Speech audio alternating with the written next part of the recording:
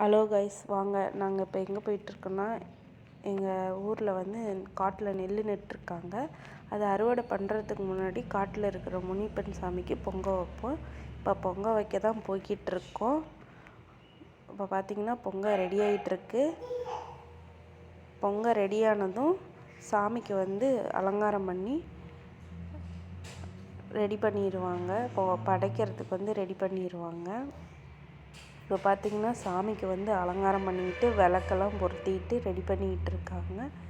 கடாய் அறுத்துட்டு அதுலேருந்து கொஞ்சம் கறி எடுத்து சாமிக்கு வச்சு படைப்பாங்க, வேக வச்சு. அதுதான் அடுப்பில் இப்போ சுட்டுட்ருக்காங்க. இப்போ எடுத்துகிட்டு வந்து சாமிகிட்ட வச்சுட்டு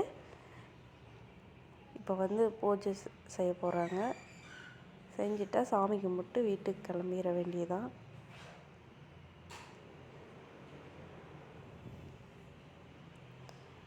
இப்போ பூசை முடிஞ்சிடும். கற்பூர பூசை நடந்துகிட்ருக்கு. முடிஞ்சதும் அவ்வளோதான், வீட்டுக்கு கிளம்ப போகிறோம்.